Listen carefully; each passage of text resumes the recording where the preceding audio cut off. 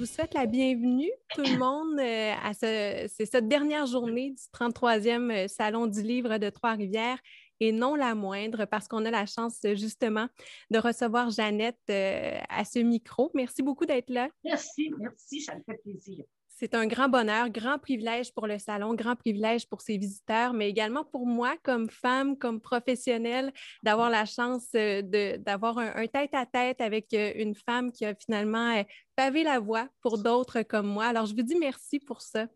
Merci. Merci, ça me fait plaisir, moi, rencontrer du monde. Oui. J'aime ça, j'aimerais mieux être capable de les prendre dans mes bras et de leur donner des becs, mais pas possible. Alors, on aura la chance, certainement. On va se reprendre parce qu'on moi, reviendra. je pense que ça va être épouvantable. J'ai 3 enfants, 8 petits-enfants qui ont 30 et 40, et j'ai 6 arrière-petites-filles. Et j'ai une arrière-petite-fille qui ne me connaît pas. Ah oui. Je suis allée la voir il y a 2 semaines, dehors. Elle me regardait, tu sais, comme ça. Elle ne m'a pas connue. Alors que mes autres petites filles, tu sais, on les voit tout le temps, puis on les berce, puis on les garde, puis on les embrasse. Là, celle-là, il faudrait que je me reprenne. Ben oui, pas de doute, vous allez vous reprendre, vous avez la santé, puis je vous comprends d'avoir hâte de catiner, c'est sûr. Vous allez avoir des occasions, pas de doute. Alors, bien entendu, Jeannette, vous êtes connue de tous, de toutes. Vous êtes une grande communicatrice, auteure prolifique. Vous avez là, consacré votre vie à faire tomber les préjugés, les tabous. Vous le faites encore dans votre nouveau livre qui est publié chez Libre Expression, donc Un viol ordinaire que vous publiez là, cette année. Est-ce que ça tombe bien, tu penses? Est-ce que ça tombe bien? Avec? C'est incroyable, hein? Vous êtes dans l'actualité ambiante, brûlante même. Oui, oui, oui. Et mon prochain livre que je suis en train d'écrire, et c'est sur les groupes d'hommes. C'est que là, on est en train de dire aux femmes, cachez-vous, puis on va laisser les assassins dehors, mais cachez-vous, vous autres. Moi, je pense qu'il faut prendre les hommes, là, puis dire, bon, ben là, qu'est-ce qui se passe? Là, ça n'a plus de sens, on ne veut plus ça. Puis qu'est-ce qu'il faut faire? Or, ayant consulté les experts, parce que depuis avec les grands âges, j'ai toujours eu des experts pour m'aider. Alors, ayant vu tous les experts que je connais, et même ceux, j'en ai fait les nouveaux, dont un à Trois-Rivières. Ah oui? J'ai une source qui vient de Trois-Rivières, oui.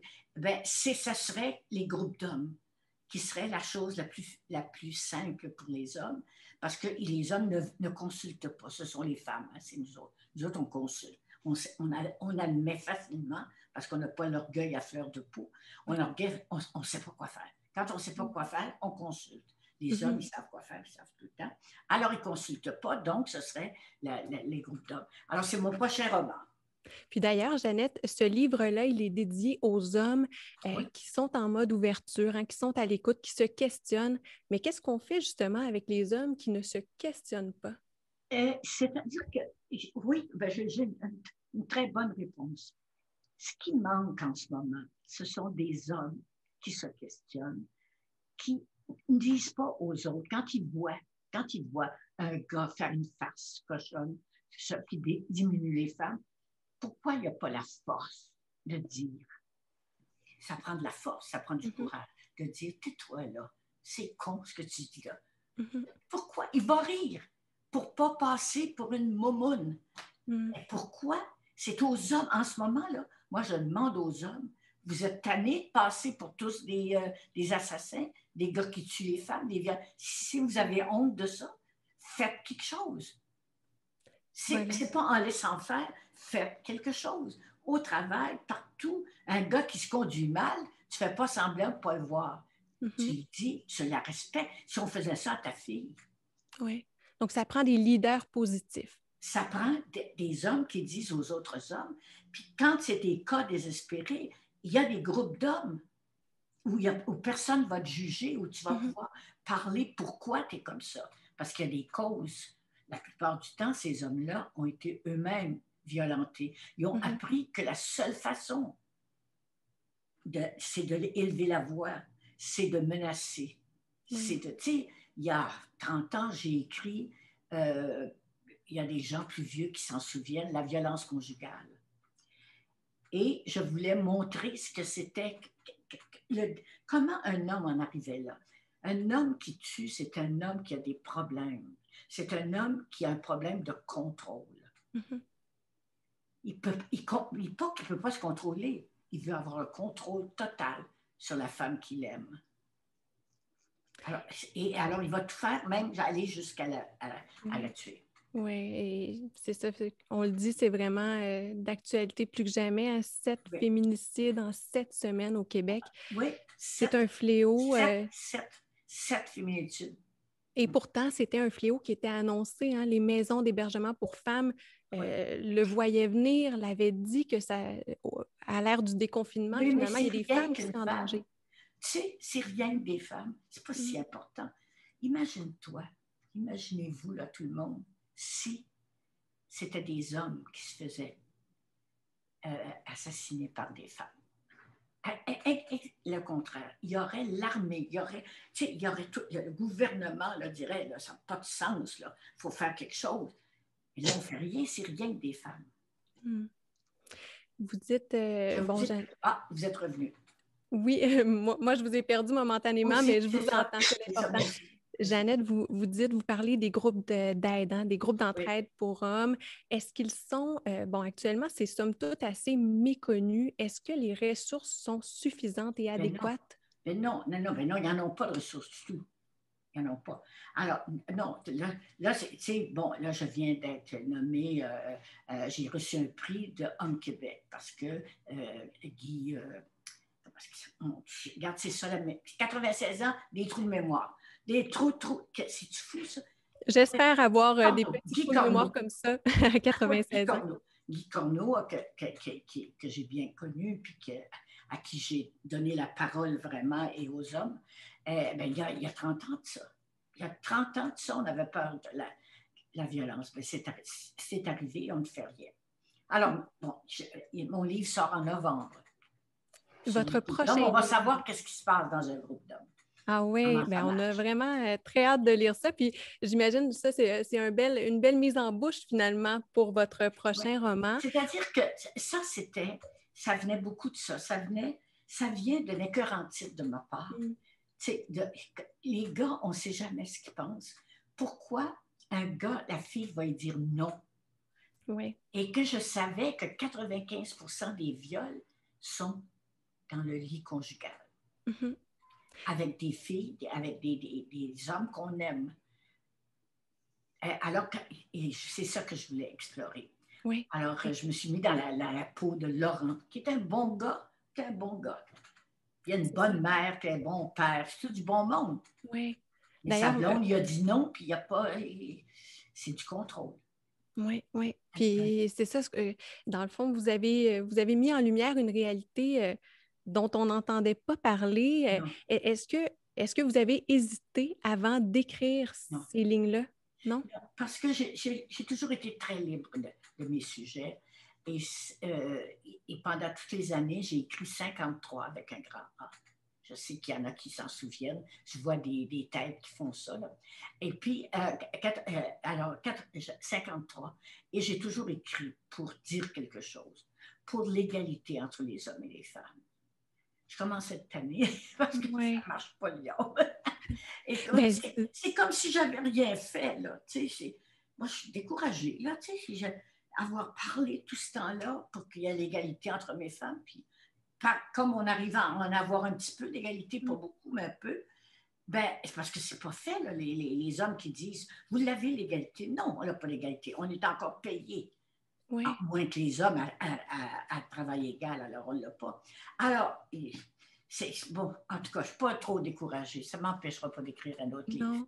Parce que c'est ça, je vous entends, vous me dites, vous êtes un peu découragée, fatiguée. Ça ne va pas assez vite. Ça ne va pas assez vite, mais pourtant, vous êtes une éternelle optimiste. Hein? Vous êtes nourrie par l'espoir. Mais oui, regarde ce qui est arrivé avec les hommes. Moi, ce qui me donne énormément d'espoir, c'est que la paternité, dans quelques années, la paternité a changé. Moi, je me souviens, mon mari, je passais les petits pour qu'ils prennent en attendant. Je prends-les, là, puis bon, parce que j'ai eu 2 filles en premier, mais c'était à moi, les enfants. Là, les hommes prennent les enfants. Moi, j'ai des petits-fils qui sont pères de famille, qui sont des pères absolument extraordinaires. C'était à eux autres. Un jour, j'avais demandé à mon petit-fils Olivier, tu gardes ta fille? Il m'avait dit, je ne la garde pas, c'est à moi. Ça, c'est nouveau. Mhm. Ça, Voyez-vous? et ça me donne espoir. Oui. Les Et hommes vous... se sont rendus compte que c'était plus le fun. Jouer avec ses enfants, en prendre soin, les habiller, s'en occuper comme une femme. Et que c'était le fun, qu'il y avait des retours. Mais quand les hommes vont s'apercevoir que coucher avec une fille qui veut, c'est extraordinaire. Mm. C'est plus le fun que de la forcer. Oui, c'est clair. Et bon, votre livre, je me passais la réflexion en le lisant. Bon, ça aurait pu être une œuvre de théâtre. C'est écrit en tableau. Chaque chapitre, Oui. c'est un nouveau tableau, nouveau décor, mais toujours cette trame, la conversation, Oui. la prise de conscience, la Tu as remise raison. en question. Est-ce que ce roman-là pourrait être porté à Oui, l'écran ou au il théâtre? pourrait être au cinéma, il pourrait, oui, bien sûr, parce que c'est une bonne histoire. Puis on a, paraît-il, qu'on veut toujours savoir la suite de l'histoire. Tu sais, c'est un page turner, comme on dit. Tu es disparu, Je suis là, Marie-Ève. je vous entends bien. OK, d'accord. OK. On a des petits trous. Pas juste moi qui a des trous de mémoire, c'est l'écran aussi. Oui. Et bon, ce livre-là, dites-moi, est-ce que vous l'avez écrit d'un trait? On sent que c'est très bien documenté aussi. Ah Qu'est-ce oui, que ça a impliqué comme préparation, disons? comme recherche, aller rencontrer des femmes qui ont subi la même chose. Aller rencontrer Debbie Trent, qui est la responsable de CAVAC, qui est les organismes pour Oui. aider les femmes les femmes victimes de viol ou d'agression sexuelle. Écoute, il n'y a pas un livre que je ne fais pas avec des sources. Les journalistes appellent ça des sources, moi j'appelle ça des sources aussi. Des gens, des experts. Tout est toujours vrai. Mais les chiffres, évidemment, changent des fois. Là. Comme là, ce matin, dans les journaux, tout ce qu'on dit, mais c'est pas croyable. Tu sais, et au Canada, il y aurait une femme aux 2 jours et demi qui serait... Oui, du jamais vu. Tu sais, c'est pas violenté, tué. Écoute, Mm. c'est pas de bon sens. Il y a quelque chose qui ne marche pas. Réveillons-nous. Les Mm. gars, réveillez-vous, là. Si vous êtes tannés d'entendre parler de ça, faites en sorte que ça n'existe pas. Oui. Mais les gars s'en défendent en disant « je ne suis pas de même ». Non, mais quand tu laisses un autre être de même, c'est Martin Luther King qui disait « le mal, ce n'est pas tant de le faire que de le laisser faire ». Mm. Le mal, ce n'est pas tant... Ça, c'est pas moi qui dis ça, c'est Martin Luther King. Laisser faire la violence, ne pas s'en mêler, dire « ça ne nous regarde pas ». Le voisin qui entend crier une femme, il faut qu'il ait le courage d'y aller. Il va peut-être y sauver la vie. Tout à fait. Mais on a été élevés à il ne faut pas se mêler des affaires des autres. Ouais. Mais battre, là, puis tuer, ce n'est pas des affaires des autres. C'est pire que ça. Ce que vous dites, ça m'amène à un extrait du livre quand bon, il y a un échange entre Léa, qui est l'ex-copine de Laurent, hein, qui est accusée. Elle a choisi Ils s'aimaient, ces deux-là. Ils s'aimaient beaucoup. Elle a décidé d'aller vers la voie judiciaire, finalement, donc de poursuivre Laurent. Aller à la police, porter plainte et elle a un échange par courriel avec la mère de Laurent, donc Julie. Elle lui dit rassurez-vous, ce ne sont pas que les parents qui font de leur fils des abuseurs sexuels, mais le système dans lequel on vit, vous et moi, on ne peut pas le changer, ce système. Seuls les hommes peuvent le changer, se changer. Mais encore faut-il, n'est-ce pas, Jeannette, vouloir changer le système bon, les hommes dont vous parlez réalisent hein, qu'il y a une prise de conscience, qu'il y a des mauvais plis, si on peut dire. Oui, mais ça se fait. On en parle assez en ce moment. Là. Tu sais, quand j'ai commencé, j'avais 35 ans quand j'ai lu Un courrier du cœur que j'ai lu pendant 17 ans dans un journal, le petit journal qui était très journal. Et puis, l'inceste, c'était commun. les femmes m'écrivaient, je suis la 12e, j'espère que celle la plus petite ne passera pas. Mais tu sais, on a tellement parlé d'inceste à ce moment-là et que les gens dénonçaient. Que ça a arrêté, c'est tombé. L'inceste, il y en a moins qu'il y en avait. Alors, ça peut être la même chose. On va tellement en parler que même ceux qui sont violents, ils vont se dire hey, peut-être qu'il faudrait que j'aie de l'aide, là, moi. Là. Moi, je vais finir par la tuer parce que je ne me contrôle pas. Alors que ce n'est pas une perte de contrôle, c'est une prise de contrôle sur la femme. Parfois, il y a des changements majeurs dans la société qui passent par l'éducation, par nos petits hommes, nos petites jeunes filles qu'on va voir grandir. Il y a Julie, la mère, dans votre roman, qui se questionne beaucoup. Qu'est-ce que j'ai fait de mal? Où est-ce que j'ai manqué à mon devoir de mère? Quelle est ma responsabilité dans ce que mon fils a fait? Qu'est-ce qu'on dit aux jeunes mères, aux jeunes pères aujourd'hui en 2021 qui éduquent? Défaire le pattern du petit gars. Quand le petit gars arrive, il faut qu'il soit fort. S'il joue dans le carré de sable, ça m'est arrivé de dire ça. Un autre le pousse, tu dis, pousse-le toi aussi. Sans le vouloir, on va lui dire, il t'a donné un coup de poing, va y en donner un. Ou s'il court fort, on va dire, ah, que t'es fort, ah, que t'es, tu sais, mon gars. Alors qu'on ne dit pas ça à la petite fille. Alors, on marque tout de suite.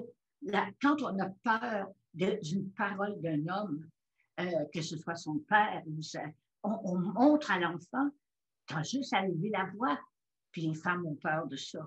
Alors, il faut faire très attention, les mères, les pères, il faut qu'ils donnent l'exemple. Il faut qu'ils donnent l'exemple. Parce qu'un petit gars, qu'est-ce que ça veut être? C'est comme son père.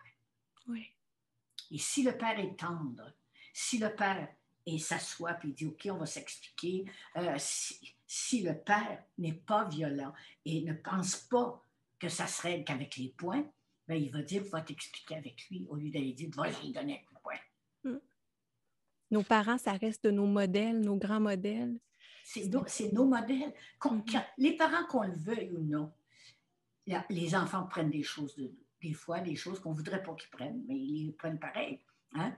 Oui. C'est extraordinaire. Tu sais, des fois, j'ai 2 filles, puis je les entends des fois me dire ils viennent de dire exactement la chose que je disais quand j'étais jeune. Ça se repasse inconsciemment. Ça se repasse. Alors, il y a quelque chose à faire. Il y a quelque chose à faire. Et là, plus on en parle en ce moment, plus. Tu sais, il ne faut pas dire. La chose qu'il ne faut pas dire, c'est je ne suis pas de même. Moi, je ne suis pas de même, ça ne m'intéresse pas. Mais c'est facile à retenir la phrase de Martin Luther King. On commence par le mal. Ce n'est pas juste de le faire, c'est de le laisser faire. Si tu laisses faire quelqu'un qui est raciste sans dire un mot, il va continuer à l'être. Tout à fait. C'est ça, de venir ébranler un peu les piliers du temple, d'éveiller les consciences. Oui, réveiller les consciences, oui. Il y a parfois des choses, n'est-ce pas, qui peuvent être plus difficiles à parler pour un parent. Ça peut être le cas de thèmes comme le pro-consentement. Ça peut être difficile pour un parent de parler de ça. Et je fais le lien sur une note plus personnelle. Ma mère me racontait sa mère lui a remis le petit pamphlet, le petit livre, vous faites oui, vous savez de quoi je parle, donc sur les premières menstruations que vous avez écrit. Pour ma grand-mère maternelle, c'était probablement plus facile de remettre ce petit livre-là à ma mère que d'en parler ouvertement. Marie-Ève, c'est parce qu'à cette époque-là, on n'avait pas de vocabulaire. Personne ne parlait de sexe. Oui. Sinon, les hommes qui racontaient des histoires cochonnes. Alors que tu ne voulais pas parler à ta fille si tu n'avais pas les mots. Alors, ils disaient, lis ça, Alors, ça a commencé beaucoup, là, moi, mon rôle d'éducatrice, là, par hasard. C'est la compagnie Johnson & Johnson qui m'avait demandé ça. Et puis, j'ai dit, je ne sais pas, mais moi, je parlais très franchement à mes filles. Alors, et ça a marché, là. J'ai fait $300 pour ça. Ça a duré, je pense, 10 ans. Ça a été réédité même. C'est correct. C'est signe du succès. On ne savait pas que ça aurait tant de succès que ça. C'est ça, mais c'est qu'il y avait un besoin en quelque part. Ah, tout à fait. Et est-ce que vous jugez? Oui, mais c'est étonnant, Marie-Ève. Il y a 3 ans, j'ai publié un livre avec Michel Doré. qui est le sociologue spécialisé en sexualité. Ben, ça n'a pas tellement bien marché. Ah non.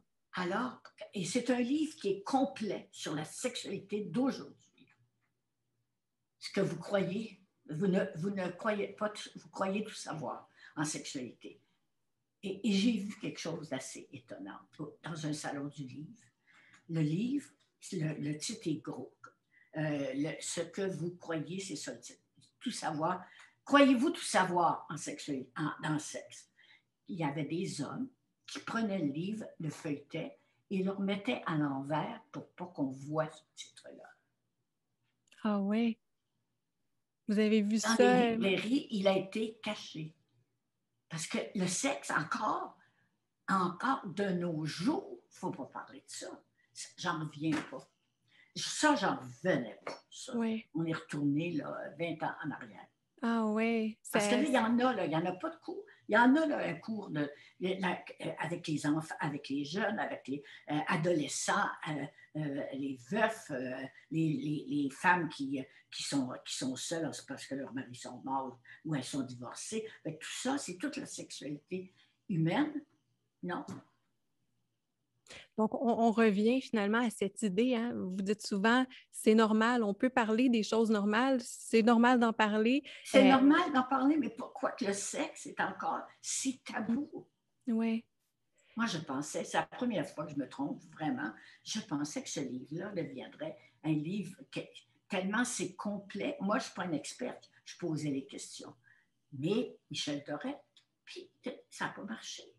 Je ne sais pas comment ça se fait. Bien, en tout cas, vous faites bien d'en parler. Moi, je me dis, il y a quand même des gens avec nous qui portent oreille certainement à ça et qui seront intéressés à le lire.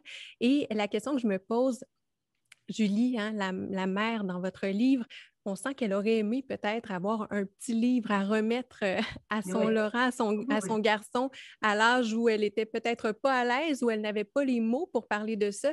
Mais ça, au Québec, actuellement, un petit livre pro-consentement, ça n'existe pas encore comme tel. Il n'y a Non. pas de ressources pour expliquer bon, ça à nos jeunes. C'est bon ça. Un livre pro-consentement. Mais ça devrait, quand on parle des mères, là, des jeunes mères, ça devrait être normalement de l'éducation. Elle ne veut pas ta sœur, laisse-la faire. Elle t'a dit non, laisse-la faire. C'est là que ça commence. Elle a dit non. Le respect du non, c'est pas nécessairement lire un livre, c'est un livre sur le non-consentement. C'est que la mère montre à son petit gars, je ne veux pas. Elle ne sait pas de m'avoir. Moi, j'avais un mot pour ça, c'est pas négociable. Quand je disais à mon fils, c'est pas négociable, il arrêtait. Ça, en tout cas, je vous donne. Il comprenait le message, finalement. Oui, c'est pas négociable. Il y a des affaires qui sont négociables. Pour ça, on va négocier ça. OK? Mm-hmm. Mais quand c'est pas négociable, ils arrêtent. Alors, quand tu montres à ton fils que le non, c'est important, il n'a pas montré que non, c'est important. Parce qu'elle vivait avec lui, c'est un enfant unique, c'est un enfant roi, comme tous les enfants d'aujourd'hui. Alors, on ne leur dit pas non parce qu'ils vont choquer. Alors, tout ça est une conjoncture. Là. C'est sûr que les femmes travaillent très fort. Moi, j'ai toujours travaillé très fort. On se sent coupable, je peux en parler. On se sent très coupable de travailler. Puis on dit, bon, il n'est pas pour le chicaner. Je ne le vois pas. Je vais-tu le chicaner en plus, tu sais? Alors, on laisse passer beaucoup d'affaires, puis on dit, bon, ben, il apprendra plus tard. Mais c'est sûr que les mères et les pères ont beaucoup d'importance dans l'éducation pour le non. Un non, je dis non, c'est non. Voilà, et on entend bien que ça commence avec la fratrie, les gens, les jeunes sœurs ou jeunes frères autour. Oui, ta sœur vient de te dire non. Mm-hmm. Je vois le temps qui file. J'ai envie à ce stade-ci qu'on ouvre peut-être la conversation. Il y a des gens qui peut-être sont parmi nous et auraient des questions pour vous. Alors, j'aimerais leur laisser la chance. Donc, on va ouvrir le clavardage là, pour les gens parmi nous qui auraient une question pour Jeannette. Et en attendant, j'aimerais vous entendre, bon, toujours concernant votre livre, il y a Léa, donc la jeune fille, la jeune femme.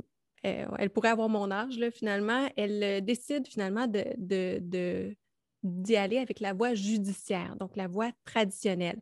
Mais on a vu dans la dernière année beaucoup de femmes, beaucoup de personnes dénoncer via les réseaux sociaux par une voie qui n'est pas traditionnelle du tout, les tribunaux Je suis tellement populaires. contente que tu me demandes ça parce Oui. que mon proche, celui que je suis en train d'écrire, il y a une alternative à la, OK. parce que c'est décourageant de voir tous ces gars qui ont été accusés, ça a été prouvé, puis ils sortent de là.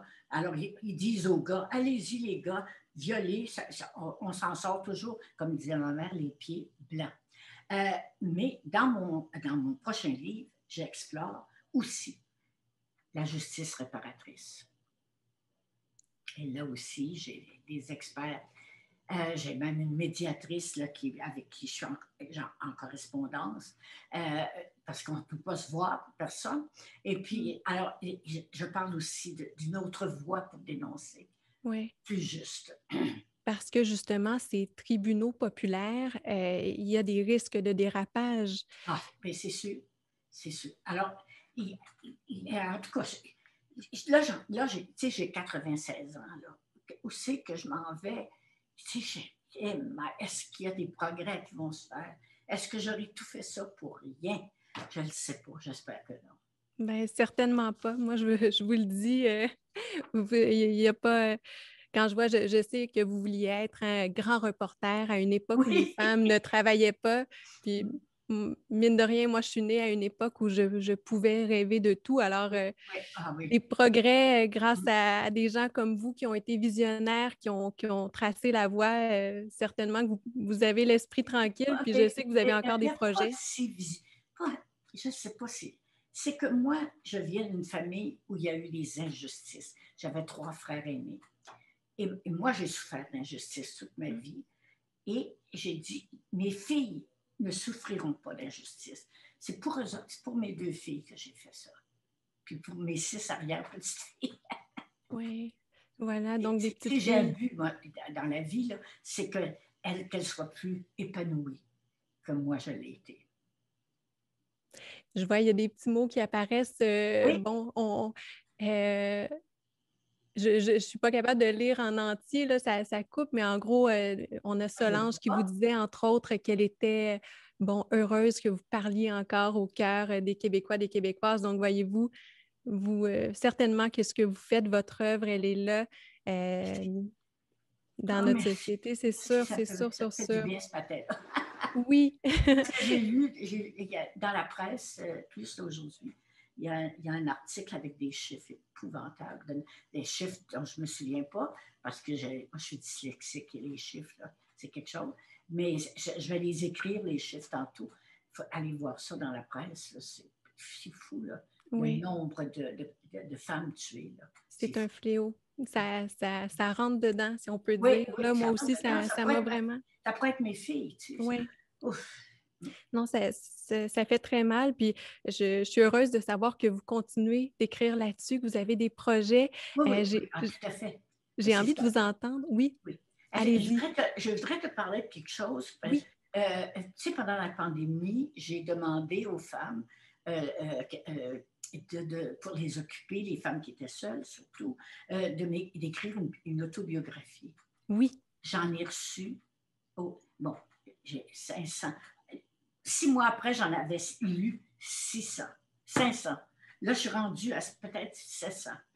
Wow. C'est extraordinaire. C'est C'est bon, extraordinaire, c'est le notre succès. histoire. Et ça explique beaucoup la violence. D'où l'on vient, de peu de mots. On ne connaissait pas les mots. On savait que sacré, on savait. Tu sais, les hommes, c'était pas correct de pleurer parce qu'il y avait 12 enfants à faire vivre. L'Église nous a tellement fait peur, les femmes. Et moi, je suis une victime de ça. Là. Ben, pas une victime, mais tu sais, moi, après 3 enfants, j'en voulais plus parce que je travaillais puis j'étais plus capable. Et puis, je me suis fait traiter. Écoute, c'est une longue histoire. Mais, tu sais, les hommes ont été obligés. Ils ont un passé, ils ont quelque chose qui leur donne cette violence-là. Il y a Gilles Vigneault qui disait la violence physique, c'est un manque de vocabulaire. Alors, au lieu de t'expliquer avec ta blonde, tu la frappes. C'est direct. Oui. Tu lui montres c'est qui est le boss. Parce qu'en explication, peut-être qu'il ne gagnerait pas. Peut-être qu'il ne gagnerait pas. Alors là, avec une tape, on a peur de ça. Puis, parce que ça fait mal, puis on le sait. Il va-tu le tuer? Il y a une fille qui a été violée par un gars qui m'a raconté, qui m'a raconté, quand il était sur moi, je le regardais et je me disais, il va me tuer, il va finir qu'il va me tuer, il va me tenir par la gorge et il va m'étouffer. Tu sais, cette peur-là. Et le gars, ben, ça leur donne des jouissances. Le fait que tu as si peur que ça, c'est malade, tu sais, c'est malade. Oui. Il faut se faire ça. Et c'est une bonne introduction à une question qu'on a eue. Une dame donc qui vous demande quelle est la plus belle avancée féministe selon vous des dernières années? Là, c'est l'avancée féministe, c'est que les hommes ont découvert la paternité parce que les femmes travaillent et travaillent fort et que les gars doivent faire leur part. Ça, c'est 8000 ans de patriarcat, à ce que les hommes travaillent puis les femmes restent à la maison et se mettent belles pour le retour du mari puis ils servent son petit scotch, tout ça. C'est comme on nous a appris, comme on m'a appris à moi à faire. Mais là, ils ont découvert ça par la force des choses. Ils disent, hey, il n'y en a pas de repas, qu'est-ce que tu veux, je suis en meeting, il n'y a pas de repas, il faudrait qu'ils le fassent. Puis ils se sont aperçus que c'était le fun. Ils y ont pris goût. Ils ont pris goût. Et ça, c'est un retournant extraordinaire. Alors, j'espère qu'il va y en avoir un autre. Oui. Et donc, dans ces écrits que vous avez reçus, l'exercice d'écriture que vous avez lancé dans la dernière année, qui a eu une réponse extraordinaire. Qui est encore là, d'ailleurs, sur Avantage. Qui est encore là. Donc, oui. Donc, les gens peuvent encore participer à ce projet-là, projet de société, j'ai envie de dire, parce que vous le disiez dernièrement à Anne-Marie Dussault en entrevue, c'est l'histoire du Québec.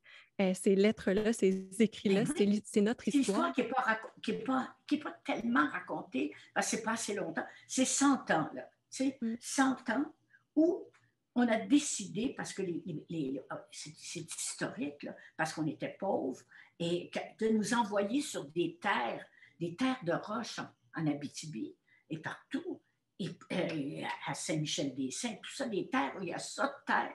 Ça ne cultive pas, personne ne savait ça. Ils ont envoyé des gens et faire des petits. Alors, c'est ce qu'on me raconte là, dans les choses. Alors là, les garçons étaient retirés d'école en troisième année, en deuxième année, pour aider le père qui avait 12 enfants.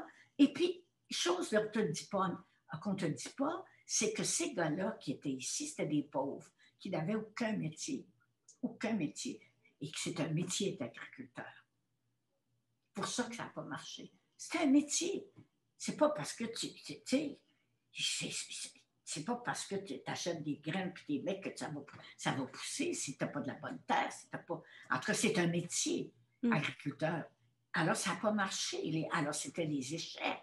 Tu étais perdu dans une maison, sur un rang. C'est de là qu'on vient. On vient de là. Qu'est-ce que ça va devenir, ces écrits-là? C'est quoi le projet? Le projet de quoi? Les écrits, donc les biographies, l'exercice d'écriture. Je ne sais pas. Il y a je pense qu'on peut en voir au Musée de la civilisation à Québec. Je ne suis pas sûre. Je ne le sais pas. Moi, je pense que des historiens devraient s'emparer de ça. Je n'ai pas eu de nouvelles. Je n'ai pas de nouvelles, je ne le sais pas. Moi, j'ai tout ça. Le centre de gériatrie aussi ont tout ça parce que j'ai fait ça avec le centre universitaire, l'Université de Montréal, le centre de gériatrie. L'Institut de gériatrie de l'Université de Montréal. Bon, je ne sais jamais le vrai titre. Alors, je ne sais pas ce qui va arriver. C'est pas... Là, moi, j'ai fait ma part. Là. Oui. Il y a une dame qui nous demande, qui vous demande comment vous faites pour conserver votre capacité d'indignation? En m'entourant de gens plus jeunes. Tu sais, quand je parle que les aînés, il ne faut pas les mettre toutes dans... ensemble, qu'il faut qu'ils soient au courant. Alors, moi, je vais au théâtre, les petits théâtres aussi, les gros. Je sors, je rencontre beaucoup de gens. J'ai arrêté d'enseigner à 90 ans. Ah oui, J'ai c'est enseigné à incroyable. des jeunes pendant 20 ans. Vous avez Ils m'ont appris l'esprit. beaucoup de choses sur ce qu'ils sont. C'est que si tu restes dans ta maison, tu as peu de chance d'élargir ton champ de pensée. Tandis que moi, faut dire que c'est mon métier, là. Tu sais, j'aurais pas fait ce métier-là. Peut-être que. On nous a beaucoup dit, tu as beaucoup travaillé, arrête de travailler. Mais non, travailler, c'est ça qui garde jeune. Parce que tu es en contact avec bien des gens. Tu es en contact avec des gens qui te disent non, c'est pas ça. Puis là, il faut qu'ils débattent, puis bon, tout ça. Puis moi, je lis énormément de tout ce qui se passe dans le monde. Alors, Vous vous tenez renseigné. C'est un peu ça la clé. Oui. Et je veux que ça change. Toujours Que ça motivé. change. Pour que les femmes soient plus. En ce moment, là, ça m'indigne, les personnes âgées qui ont été négligées. Ça m'indigne, il faut faire quelque chose. Oui. C'est ça. Dans la dernière année, ça a été encore plus frappant. Ah, c'est épouvantable. Alors, il faut vraiment faire quelque chose aussi pour les personnes âgées. Alors, je m'embarque là-dedans aussi. Là. Si je vous laisse le mot de la fin, oui, Jeannette, oui. je vous laisse le mot de la fin. Qu'est-ce que vous avez envie de dire aux gens qui sont avec nous? Oh mon Dieu. C'est précieux, la vie. On n'a que ça. Moi, je trouve qu'on n'a que ça. C'est précieux. Il ne faut pas gaspiller. Puis il faut aller chercher toutes les petites joies, les petits bonheurs. Puis les prendre, puis tu sais, là, ça nous a manqué beaucoup. On s'est aperçu qu'on avait besoin des autres. Mais là, tu sais, il faut être fin. Pour attirer là, les autres, il faut être fin aussi. Il faut donner pour recevoir. Il faut donner pour recevoir.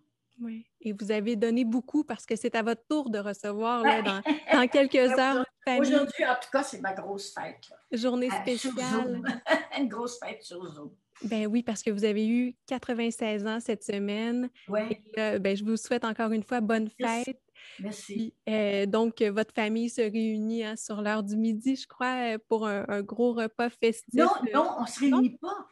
Non, ils viennent chercher. Ah, à tour de rôle, ils viennent chercher la nourriture que nous, on a fait, puis eux nous donnent la nourriture qu'eux ont fait. Et puis, c'est ce soir, sur Zoom, qu'on va souper ensemble. Sur Zoom. Voilà. C'est mieux que rien. Bon, puis on a fait la pratique ensemble ce matin. Oui, on a pratiqué, fait que c'est mieux que rien. C'est merveilleux. Bien, je vous le souhaite, ce beau bonheur-là de recevoir, de profiter de ces instants.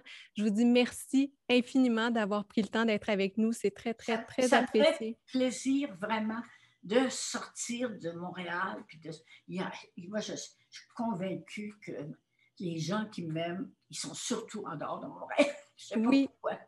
Ben, on l'a vu, je l'ai vu apparaître là, dans des petits commentaires, effectivement. Vous êtes aimé, vous êtes apprécié, puis vous êtes une inspiration, puis on vous dit merci. Merci d'être là encore avec votre esprit vif à éveiller les consciences. Merci beaucoup, Marie-Ève. Merci beaucoup. Et merci tout le monde qui était là, que je n'ai pas vu et que je n'ai pas embrassé. Je vous serre tous fort dans mes bras, virtuellement. En attendant le prochain salon, parce que votre prochain livre s'en vient. Oui, en novembre. En novembre. Ouais. On l'attend avec impatience. Merci beaucoup. Bye tout le monde. Bye tout le monde.